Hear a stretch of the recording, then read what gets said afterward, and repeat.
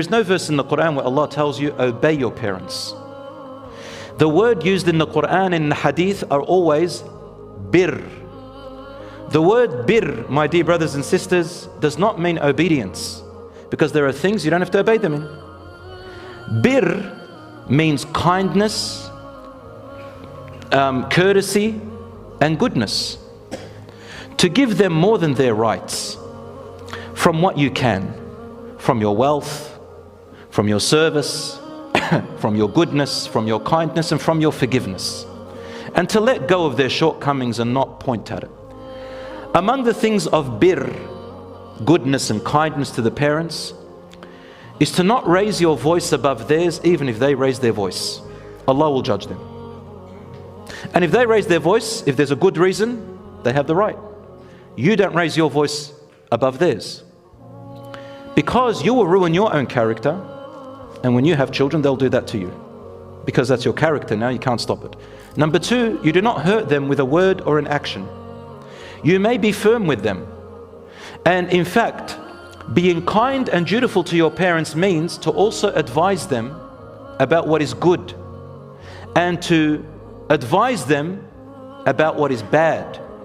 So you have amr bil ma'ruf wa nahy al munkar, command them which is good and prohibit them from what is bad. So it doesn't mean that you just put your head down and whatever they say, right or wrong, you just go with it.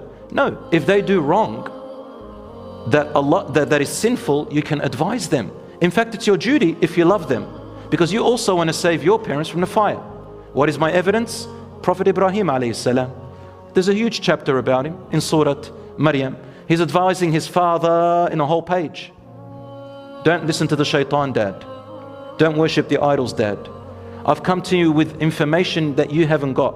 That's not disrespectful. Follow me, dad. Wallahi, I can guide you. I have this.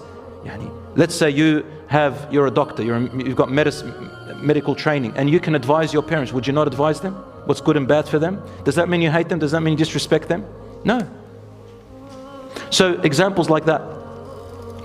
You must protect them and defend them. Anybody who talks about them, you defend them. And you never swear at anyone else's parents. Why? Even if they deserve it. Because then they will swear at your parents.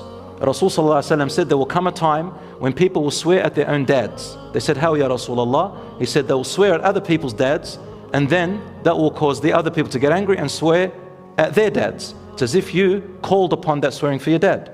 What have the parents got to do with it? And now people mention mums. This is haram. It's a major sin. You should not swear at people's parents.